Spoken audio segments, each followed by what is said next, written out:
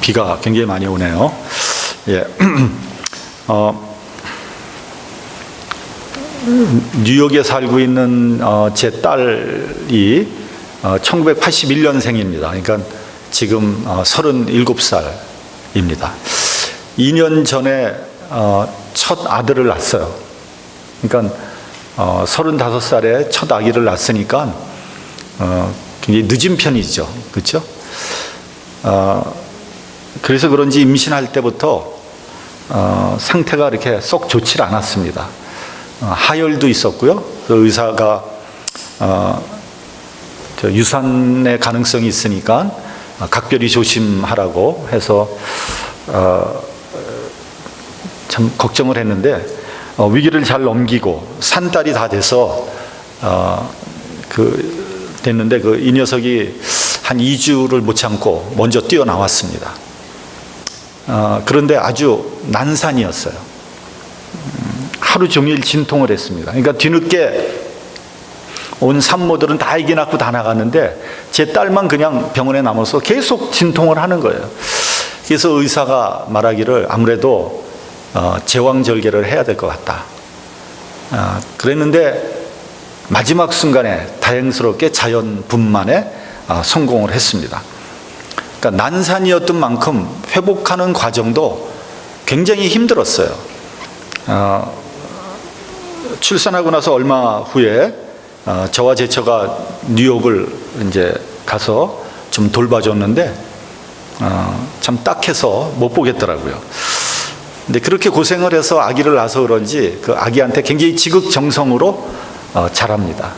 하기야 고슴도치도 지 새끼는 이쁘다고 뭐 당연한 일이겠죠. 근데 이제 얼마 전에 전화가 와서 뭐라 그러냐면 두 번째 아기를 갖고 싶으니까 기도를 해달라는 거예요. 아니 첫 번째 아기에 그렇게 고생했는데 또 아기를 갖는다고? 그래서 이제 이 예수님의 비유의 말씀이 생각이 났습니다. 여자가 해산하게 되면 그때가 이르렀으므로 근심하나 아이를 낳으면 세상에 사람 난 기쁨으로 인하여 그 고통을 다시 기억지 아니하리라. 그러니까 새 생명이 태어난 그 기쁨으로 인해서 그 해산의 극심한 고통을 기억하지 않는다는 거죠. 예. 제가 여자가 아니라서 참 경험이 없어서 그렇습니다만 진짜 그런 것 같아요. 그렇죠? 그런데 이제 얼마 전에 전화가 왔는데 두 번째 아이를 임신한 것 같다. 이런 연락이 왔어요. 예. 그래서 이제 병원에 가서 확인을 할 예정입니다. 요한복음 9장을 보면요, 날 때부터 소경으로 난 사람이 있었습니다. 그러니까 소경이니까 할 일이 없잖아요. 그러니까 국어를 해서 먹고 살 수밖에 없었어요. 그러니까 참 얼마나 그 인생이 답답하고 고통스러웠겠습니까? 사람들에게 무시당하고 죄인 취급을 당하는 거죠. 그래서 이 사람을 빗대어서 바리새인들이 예수님에게 물어봅니다. 저 사람이 소경으로 태어난 것이 그 부모의 죄입니까? 아니면 본인의 죄입니까? 아주 고약한 사람들이죠. 장애를 가지고 태어난 것만 해도 서러운데 그것이 누구의 죄라니요? 그게 말이 되는 얘기입니까? 그런데 이 사람이 예수님을 만나게 됩니다. 그리고 눈을 뜨게 되죠. 그 다음부터는 복음을 전하는 주님의 사역에 쓰임받게 됩니다. 이 사람이 인생 역전을 이루게 된 것이죠. 한번 생각해 보십시오. 이 사람이 만약에 소경이 아니었더라면 주님을 만나지 못했을 것이고 또 주님으로부터 큰 은혜를 받지 못했을 것 분명하고요. 주님의 거룩한 사역에 쓰임받지 못했을 거 아니겠습니까?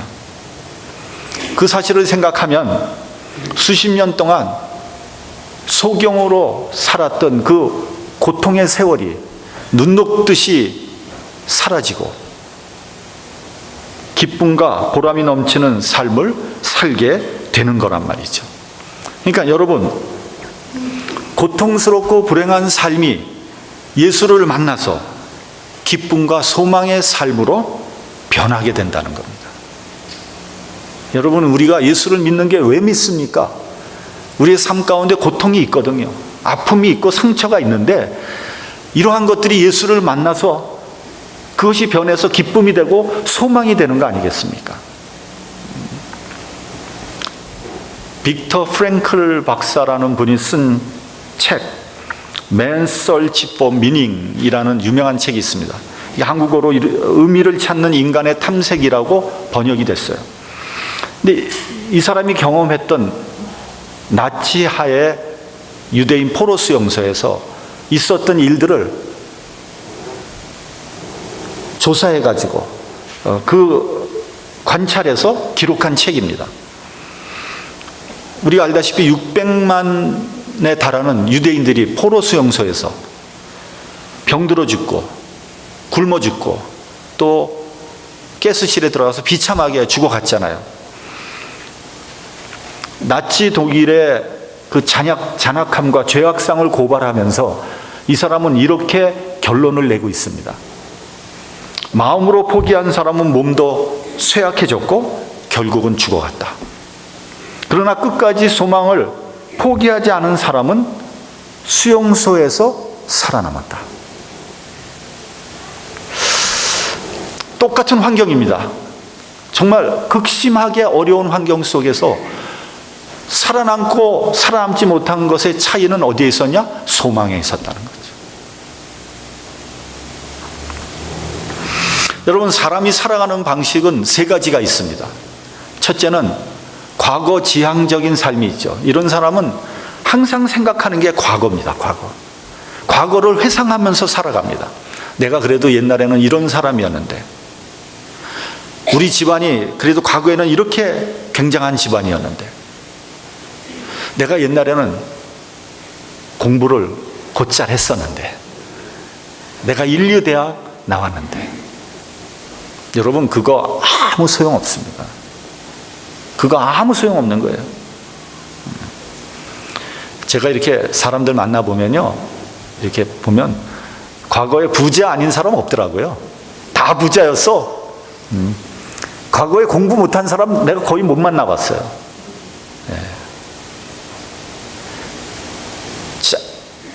양반 아닌 집도 없더라고요. 다 양반이에요. 집들이 다 좋아, 집안이. 여러분, 사람은 다 나름대로 자부심이 다 있는 겁니다. 과거에 내가 어쩌고 저쩌고 하는 사람은요, 지금 별 볼 일 없다는 것을 얘기하는 거에 다름이 아닙니다. 둘째는 현재만 생각하고 사는 사람이 있어요. 이걸 뭐라 그래야 되는지요? 이게 현실주의자라고 그럴까요? 아니면 현실에 매몰돼서 사는 사람이라 그럴까요? 하여간 매일 살아가기에 바쁜 사람이에요. 특히 우리 이민자들이 바로 이런 사람들입니다. 이민자들이 정신없죠. 예. 저도 옛날에 비즈니스 할 때 이건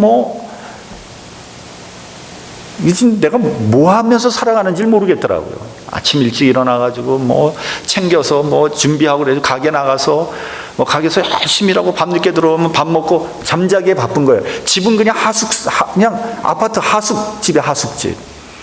그리고 또 그냥 비즈니스 여행 가서 LA도 갔다 뉴욕도 갔다.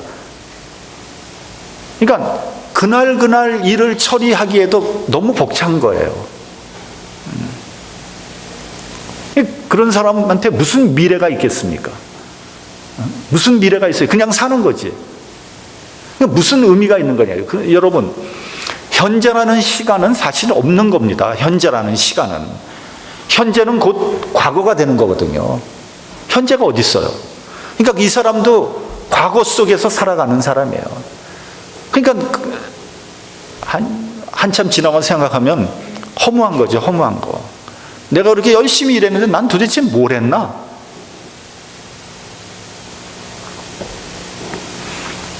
셋째로는 미래지향적인 사람이 있습니다. 제가 전에도 설교를 했죠. 현명한 사람이라면 최소한 10년 후는 내다보며 살아야 된다. 10년 후에 나는 어떤 모습을 하고 있을까? 10년 후에 나는 어떤 인생의 길을 가고 있을까? 10년 후에 우리 교회는 어떤 모습을 하고 있을까? 그래야지 내가 무슨 계획도 세우고 뭐 준비를 할 거 아니겠습니까? 아무런 아이디어도 없이 하여튼 그날 마지 못해서 살아간다면 그런 인생이 무슨 의미가 있겠냐는 거죠. 제가 지난주에 어떤 권사님을 신방을 했습니다. 이제 이 권사님이 뭐라 그러시냐면요, 목사님, 저는 딱 90대면 하나님이 데려가 달라고 그렇게 기도하고 있다는 거예요. 그러면서 요즘에는 매일 앉아서 성경만 보고 있다는 거예요. 그러면서 하시는 말씀이 나의 삶이 참 평안하고 복됩니다. 그렇게 얘기를 하시는 거예요. 글쎄 90이 돼서 하나님이 그날 데려가실지 안 데려가실지는 하나님 마음에 달려있어서 모르죠. 그러나 제가 마음속으로 어떤 생각을 했냐면은, 이분은 참 복된 삶을 살고 있구나. 이분이 하늘나라의 소망을 갖고 살아가고 있구나. 그런 생각을 했어요. 근데 어떤 사람은 이제 안 가려고 막 길을 쓰고 버티죠. 안 가려고. 근데 여러분, 그게 안 가지냐고요. 안 가지냐고요. 누구나 다 가는 길인데, 어차피 가야 될 길이라면 우리가 준비를 해야 될 거 아니겠어요? 뭔가 하늘나라에 대해서 좀 알아보고 진지하게 좀 믿어보고 말이죠. 정말 하늘나라가 존재하는지 뭐 이런 거에 대해서 좀 진지한 성찰을 해야 되지 않겠어요? 언제까지 안 가려고 버티겠냐는 거예요.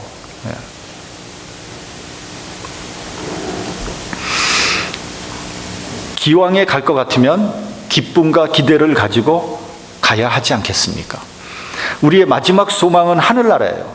여러분, 이 소망이 없다면 우리의 모든 삶은, 우리의 전체적인 삶은 의미가 없는 거예요. 의미가 없습니다, 여러분. 내가 아무리 잘 먹고 잘 산다고 해도 그게 무슨 의미가 있는 거예요? 여러분, 내가 잘 살아도 무슨, 내가 잘 먹는다고 하루에 5끼 먹는 거 아니잖아요. 내가 잘 산다고 해봐야 그게 무슨 의미가 있냐고요. 내가 아무리 높은 지위에 올라간다고 해도 그 되돌아보면 그게 아무것도 아니잖아요. 그런 것들은 다 지나가 버리는 겁니다. 우리의 소망은 오직 보이지 않는 하늘나라, 영광, 영생입니다.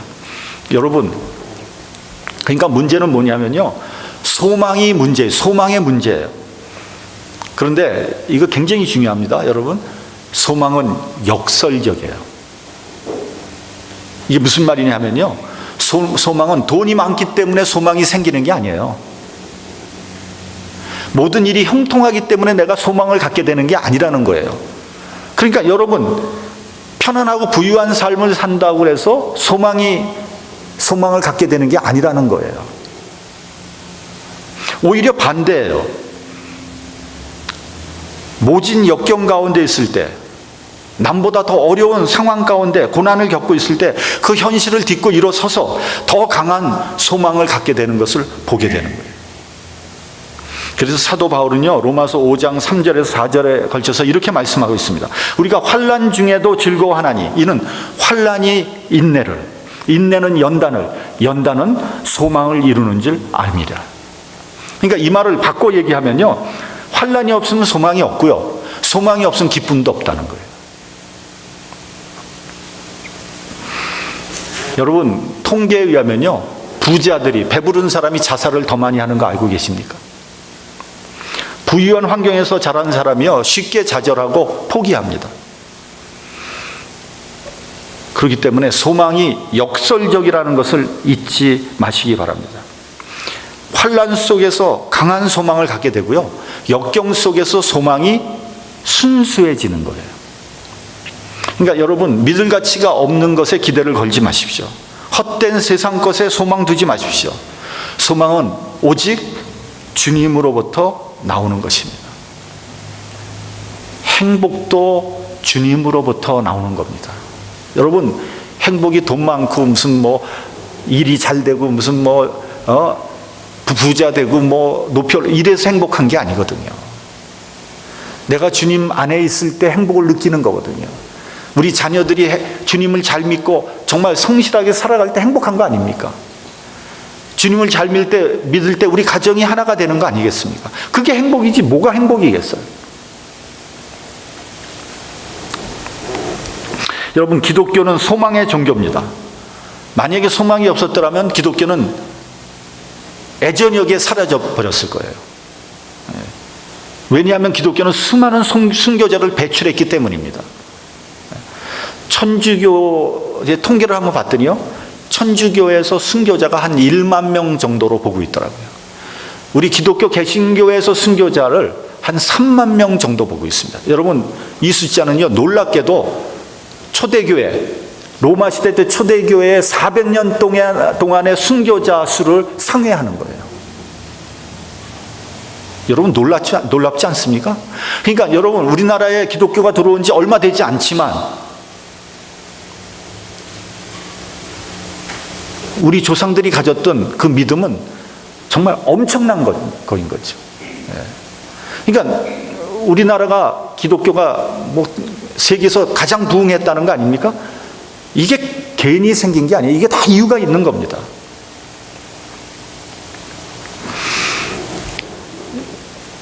순교라는 것은 하나밖에 없는 내 목숨을 버리는 거거든요. 여러분, 그것이 어떻게 가능합니까? 내 목숨은 그냥 내 돈도 못 버리는데 지금. 그러니까 죽음보다도 더 강력한 소망이 없다면 순교는 불가능한 일입니다. 그들의 소망은 이 세상 그 어느 것도 감당할 수 없습니다. 우리 본문 18절을 봉독하겠습니다. 18절. 자, 시작. 생각건대 현재의 고난은 장차 우리에게 나타날 영광과 좋게 비교할 수 없도다. 현재의 고난은 장차 나타날 영광과 비교할 수 없다는 거예요. 그러니까 현재의 고난이 이만하다면 장차 나타날 영광은 엄청나게 크다는 거죠. 여러분, 현재의 고난은 눈앞에 있습니다. 눈앞에 고난이 있어요. 그렇죠? 그러나 장래의 영광은 보이지 않습니다. 여러분, 어떤 걸 택하겠어요? 예를 한번 들어보겠습니다. 내 아버지가 굉장한 부자예요. 근데 아버지가 이런 제안을 합니다. 너 지금 캐시로 10만 불 가질래? 아니면 나중에 내 재산을 상속받을래? 여러분, 못 택하시겠어요? 캐시 10만 불? 네? 네. 캐시 10만 불 받겠다는 사람은 바보죠, 바보. 근데 여러분, 이런 질문이 가능할 거예요. 그러면 뭐 상속해 줄지 말지 어떻게 압니까?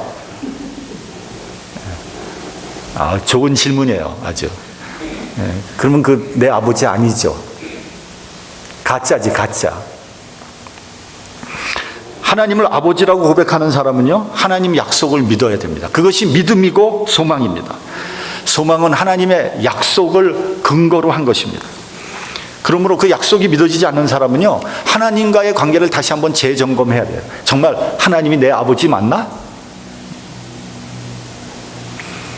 여러분, 우리 나이대 사람들은 아마 사전 오기로 유명한 홍수환 선수 잘 알 거예요. 근데 제가 일부 예배에서 젊은 사람들 물어보니까 모르더라고요, 홍수환 선수를. 저는 깜짝 놀랐어요. 홍수환이를 모르다니. 이 사람은 참 근성이 있는 권투 선수였어요. 왜냐하면 이 사람이 2번 세계 챔피언이 됐는데 2번 다 적지에 가서 챔피언을 따갖고 왔어요. 근데 여러분, 프로 권투 선수는 적지에 가서 챔피언이 되는 건 굉장히 어려운 일이거든요. 그러니까 그러니까 가서 KO를 시키던가 상대방을, 아니면 정말 엄청나게 일방적으로 두들겨 패서 도무지 승부를 바꿀 수 없을, 누가 봐도 그런 경우를 빼놓고는 이게 챔피언이 될 수 없거든요. 근데 그 당시 이제 홍수환 선수가 파나마에 가서, 다 알죠, 여러분? 카라스키아라는 선수와 타이틀 매치를 벌이는 거예요. 근데 이 카라스키아라는 선수는 신의 강자 아닙니까? 아주 떠오르는 별, 파나마에서 한 번도 지지 않았어요. 예. 무지무지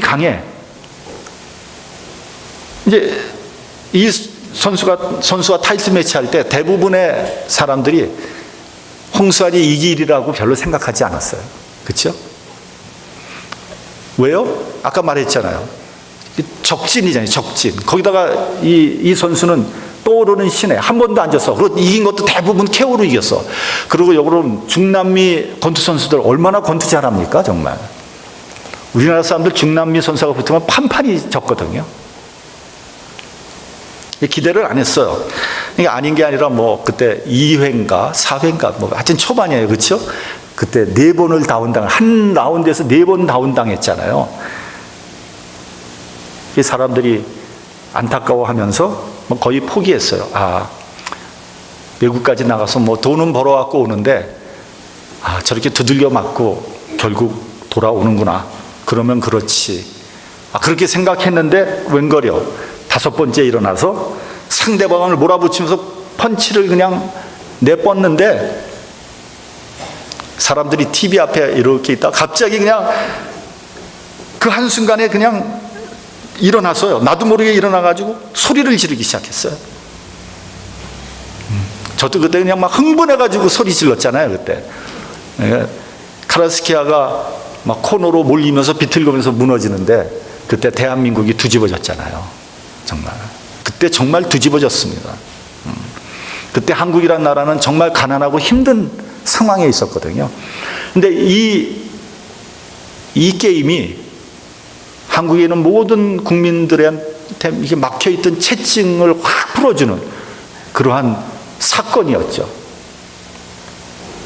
홍수환 선수가 국민적인 영웅이 됐다는 거 아닙니까? 그래가지고 그냥 청와대에 초청받아가지고 박정희 대통령에게 훈장 받고 금일봉도 받았어요. 근데 나중에 보니까 뭐 금일봉에 아파트 2채 값이었다 그러더라고요. 집 2채 값. 놀래지도 않아, 여러분들.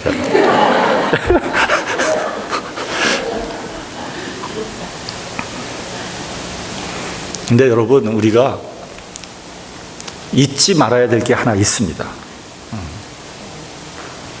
홍수환 선수가 그러한 영광을 얻기 위해서 흘린 땀과 노력이죠. 죽어라고 훈련했고요.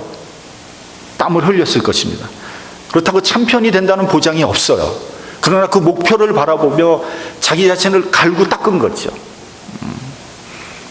그래서 챔피언이 되고 최고의 영광을 받고 보니까 그동안 흘렸던 땀, 노력, 그것은 보상되고도 남음이 있는 거죠. 비교가 되지 않는 거죠. 당시에 살았던 사람들은 지금까지 그 순간을 뚜렷하게 기억하고 있습니다. 그러니까 이 세상의 영광도 그렇게 큰 거예요. 이 세상의 영광도 그렇게 큰데 하늘나라의 영광 얼마나 크겠어요. 여러분들 다 영광의 면류관 하나씩 쓰시기 바랍니다. 개털 모자 쓰고 있지 말고요. 19절을 보면요, 이렇게 되어 있습니다. 피조물도 하나님의 아들들이 나타난 것을 고대한다. 또 21절에도요 그렇게 되어 있습니다. 피조물이 썩어짐의 종노릇 하는 데서 해방되어서 자유를 누리기를 원한다. 이 말은 무슨 말이냐면 이 세상의 모든 피조물이 고통을 받고 있으며 그들도 구원을 바라고 있다는 거죠. 인간뿐이 아니라 모든 피조물이. 창세기 3장을 보면요, 인간이 선악과를 따먹고 난 다음에 저주를 받게 되죠. 그래서 어떻게 됩니까? 하와는 잉태하는 수고, 출산하는 고통을 더하게 됐죠. 그리고 아담은 어떻게 됐습니까? 온종일 수고해야지 그 소산을 얻을 수 있게 됐습니다. 땅도 저주를 받죠. 그래서 가시덤불과 엉겅퀴가 자라나게 되었습니다. 동물들의 삶도 위협을 받았어요. 특별히 여러분, 맹수일수록 삶이 고달픕니다. 여러분 그거 아세요? 맹수일수록 삶이 고달퍼요. 여러분, 사자가요, 사자가 왕 되잖아요. 왕, 사자왕. 몇 년 버티는지 알아요? 사자왕에서? 응? 3년 땡. 2년 봅시다. 2년. 2년 버티면요, 새로운 놈이 나타나가지고 그 왕을 몰아내는 거예요. 그럼 왕이 어떻게 되는지 아세요? 그냥 쓸쓸히 돌아다니면서 죽는데요. 네. 얼마나 고달퍼요. 근데요, 여러분, 우리나라에 옛날에 맹수들 많았잖아요. 그러니까 우리나라의 최상위층 뭡니까? 그걸 뭐라 그럽니까? 먹이사슬. 네. 포식자. 상위층 포식자들은 다 사라져 버렸어요. 호랑이, 표범, 늑대, 스라소니, 곰, 심지어는 여우까지 다 사라졌어요. 우리 남한 땅에 여우도 없습니다, 여러분. 그러니까 남은 게 뭐예요? 멧돼지밖에 없네요, 멧돼지. 멧돼지가 기하급수적으로 늘어나가지고요, 막 온 국토를 헤집고 다니고 있잖아요, 지금. 아니, 서울에서 멧돼지 나타나는 건 이제 별일도 아니에요. 그러니까 이게 뭔가 잘못된 거죠. 네.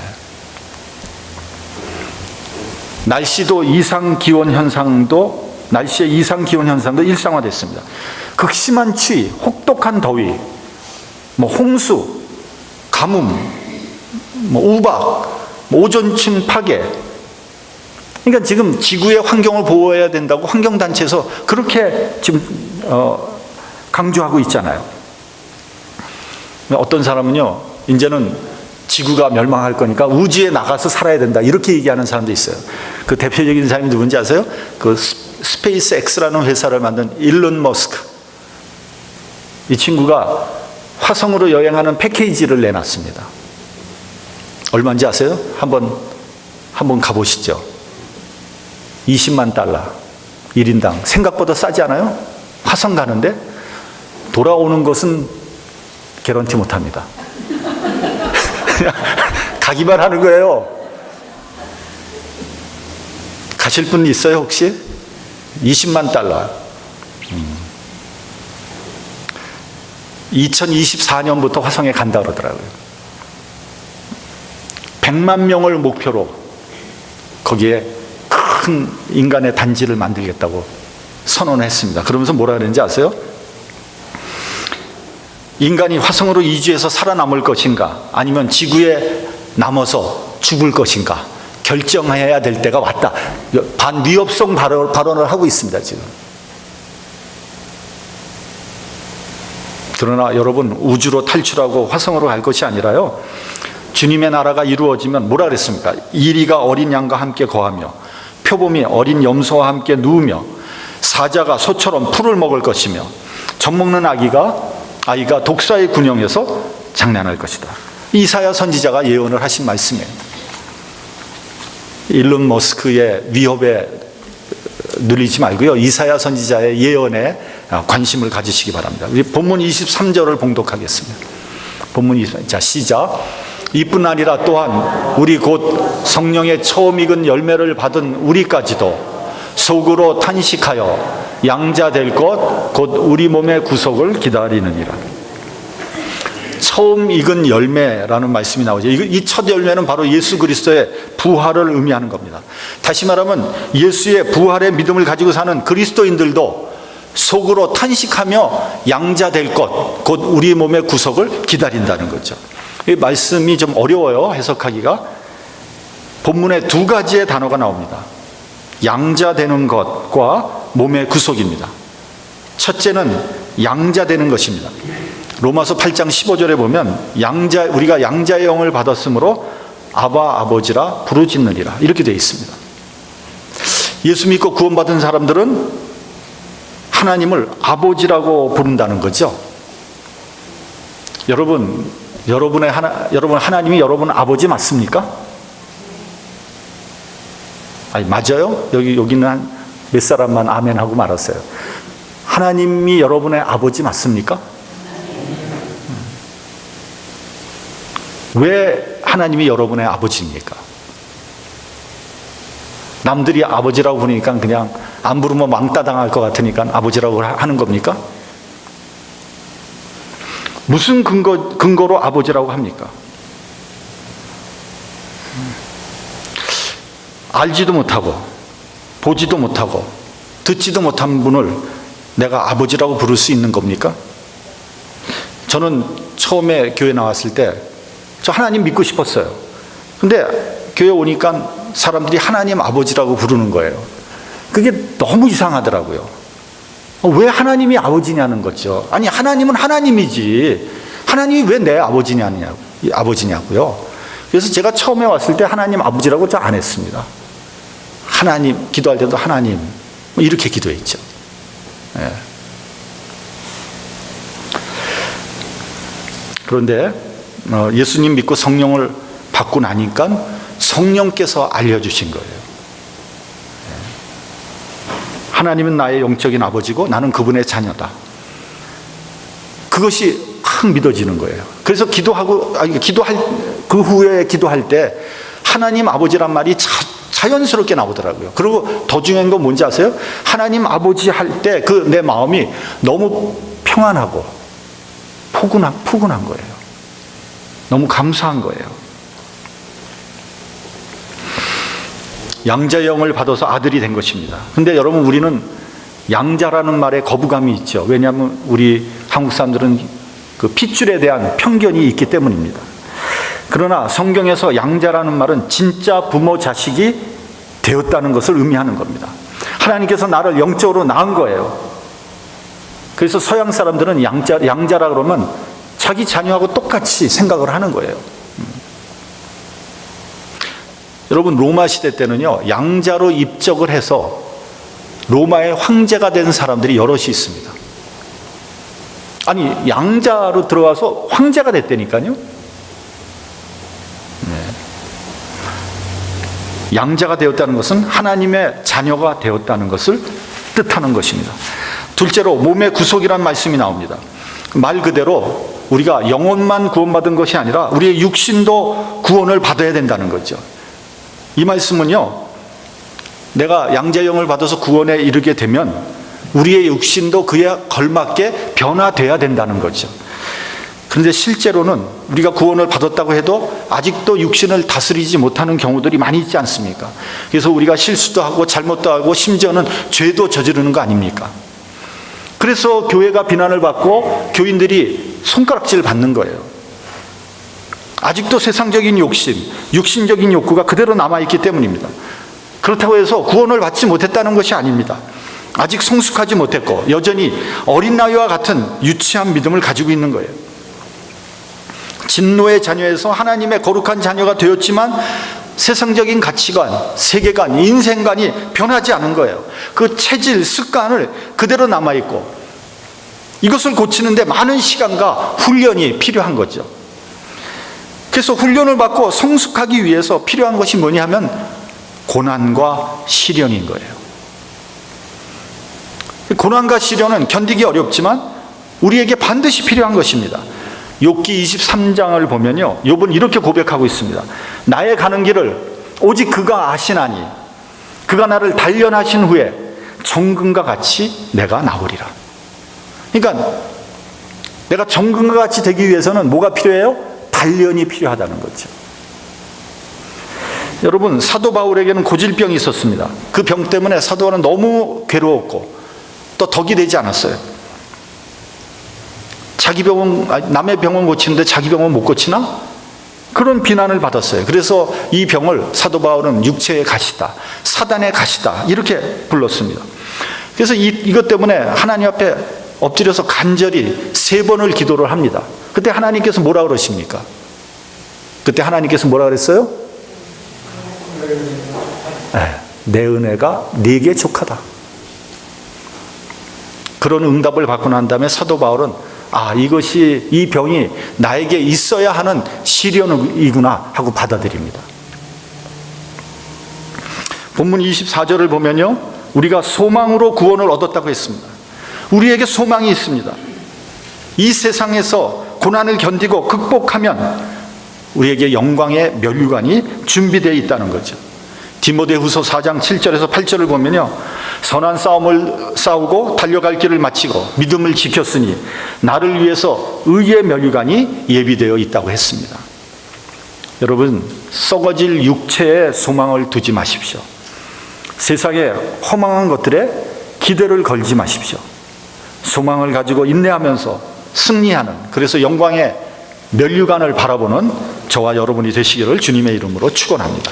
기도하겠습니다.